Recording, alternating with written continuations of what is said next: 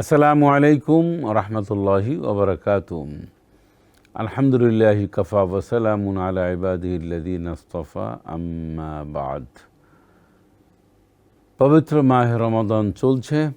কালবেলার নিয়মিত আয়োজন রমজান জুড়ে আপনাদের জন্য, আপনাদের আয়োজন, আপনাদের প্রিয় আয়োজন রমজানের সওগাত অনুষ্ঠান থেকে আমি আপনাদের সকলকে আন্তরিক মোবারকবাদ জানাচ্ছি।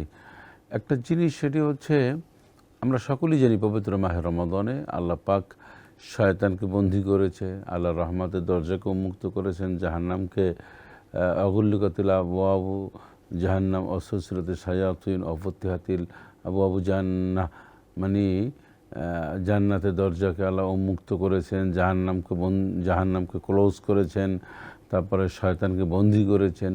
তো এই যে আল্লাহ পাকের যে বিরাট একটি ঘোষণা হাদিসের মাধ্যমে যেটা পাই আমরা, এটা আমাদের জন্য একটা সৌভাগ্য। যারা দুনিয়া থেকে চলে গেছেন, আমাদের পিতামাতা, আত্মীয় স্বজন, প্রতিবেশী, আমাদের বন্ধুবান্ধব, পরিচিতজন, আপনজন যারা দুনিয়া থেকে চলে গেছে, হয়তো এই একটি মাস রমাদানের সম্মানে, ইজ্জতে, খাতিরে আল্লাহ রাব্বুল আলামিন তাদের কবর আযাব থেকে হয়তো মুক্তি নিরাপদে রেখেছেন।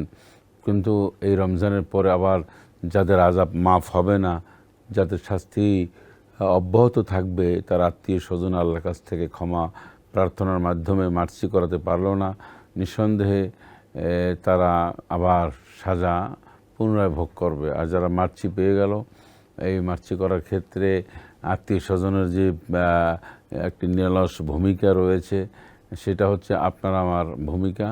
আপনার আমার পিতামাতা ইন্তেকাল করেছেন, তাদের জন্য আল্লাহর কাছে কান্নাকাটি করা, রব্বির হামহুমা কামা রব্বায়ানি সগীরা বলে কান্না করা, তাদের দান সৎকার করা, তাদের নামে ইফতারের আয়োজন করে দেওয়া, মাদ্রাসা মসজিদে টাকা দেওয়া, আত্মীয় স্বজনদেরকে যত সম্ভব আমি সহযোগিতা করা, সব মিলিয়ে বাবা মায়ের জন্য, আত্মীয় স্বজনদের জন্য বিরাট একটা কিছু করা, এটা আমার যে নৈতিক ইমানি দায়িত্ব ছিল। আমি যদি এটা পালন করে থাকি আর পালন করার ক্ষেত্রে তারা মাপ পেয়ে যান, তাহলে তো আলহামদুলিল্লাহ রাব্বুল আলামিন। আর পালন যদি না করে থাকি, আমি এটার থেকে আমি ব্যর্থ হই, তাহলে তো তারা আবার তাদের শাস্তি অব্যাহত থাকবে। তাহলে কি হলো?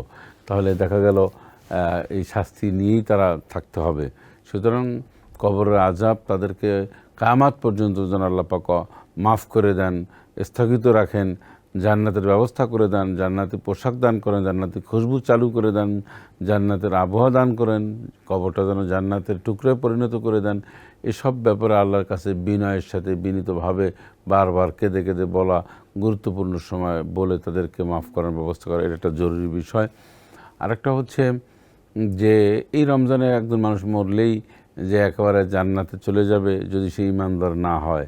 হ্যাঁ, আমরা অনেক সময় মনে করি রমজানে মারা গেছে, বেশ ভালো, এখন সে তো নামাজ পড়ে নাই, তাহলে কি হলো? রোজাও রাখে নাই, তাহলে কি হলো? সুদ খেয়েছে, ঘুষ খেয়েছে।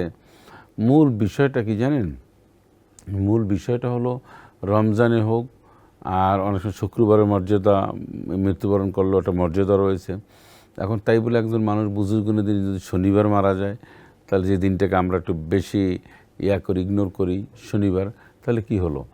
আসলে বিষয়টা হলো আপনার ইমান নিয়ে আপনি মারা গেলেন। অনেক সময় আমরা মনে করি যে একজন মানুষ মক্কায় মারা গেছে, মদিনায় মারা গেছে। এই যে মক্কা এবং মদিনায় মারা গেল, এখন এই মক্কা মদিনায় মারা গেছে বলে কি সে জান্নাতি? আমরা এমন নিশ্চয়তা দিয়ে বলতে পারি না। এখন একজন মানুষ ভারতে, ইন্ডিয়ায় মারা গেল, বা হিন্দু পাড়ায় মারা গেল ধরুন, তাহলে কি সে কি হলো? আসলে এটার মধ্যে কোনো কল্যাণ নেই। কল্যাণ কোথায় জানেন? কল্যাণ হচ্ছে ইমান নিয়ে যাওয়া। ইমান নিয়ে যাওয়া মানে কি? আমি যেখানেই মারা যাই, যে অবস্থায় মারা যায়, আমার ইমান কতটুকুন ছিল, আল্লাহর উপর তাওয়াক্কুল কতটুকুন ছিল, এবং আমার পিছনের কি গুনাহ নিয়ে আল্লাহর দরবারে ক্ষমা করা দিতে কতটুকুন পেরেছি, আল্লাহকে কতটুকুন সন্তুষ্ট অর্জন করতে পেরেছি, এইগুলি নিয়ে আমার বিচার বিশ্লেষণ চলবে আল্লাহর দরবারে। কিন্তু আমি বলতে পারি না যে এই লোকটা আকাশের মানে গর্জনে, বিজলিবাতে মারা গেছে, বা এই লোকটা ক্যান্সার হয়ে মারা গেছে, এই লোকটা প্যারালাইজড হয়েছিল। অনেক সময় আমরা বলে থাকি, ব্যাড কমেন্টস করে থাকি, খারাপ মন্তব্য করে থাকি। না, এটা করা যাবে না। আল্লাহ রসুল তো অসুস্থ ছিলেন, তাহলে তাকে আল্লাহ পাক অসুস্থ কেন দিলেন? অনেক সাহাবীরা তো অনেক পক্স হয়ে, কলেরা হয়ে, নানান জটিলতা তারা মারা গেছেন। অনেক সাহাবীদের মৃত্যুর ইতিহাস এমন রয়েছে। তো এইটা কিন্তু বলা যাবে না যে একটা লোক দুঃখে দুঃখে মারা গেছে, সে লোকটা কষ্ট হয়ে মারা গেছে, ক্যান্সার হয়েছিল, তার এইটা হয়েছে, অ্যাক্সিডেন্টে মারা গেছে, এই সমস্ত কমেন্টস করার কোনো স্কোপ আমার নাই, রাইট আমার নাই। কারণ আল্লাহ পাক বলেছেন ওমা কানা লিনাফসিন আন তামুতা ইল্লা বিইজনিল্লাহি কিতাবাম মুআজ্জালা। কখন মৃত্যুবরণ করবে, কোথায় মৃত্যুবরণ করবে, লিখিত নির্ধারিত নির্দিষ্ট, আল্লাহ পাক পরিষ্কার করে বলছেন। আল্লাহর অনুমতির বাইরে এগুলি হয় না। আল্লাহর অনুমতির বাইরে কোনো কিছু হওয়ার সুযোগ নাই। অতএব আমরা মন্তব্য করব না। যত ইন্না বা'দ যন্নি ইসমুন, অর্থাৎ এরকম পিছনে মন্তব্য করা গুনাহের কাজ। আল্লাহ আমাদের এর থেকে বিরত রাখুন এবং আল্লাহ আমাদের ইমানের সাথে মৃত্যু নসিব করুন। আপনাদেরকে আগামী অনুষ্ঠান দেখার আমন্ত্রণ জানাচ্ছি। আজকের এখানেই। আসসালামু আলাইকুম ওয়া রাহমাতুল্লাহি ওয়া বারাকাতুহু।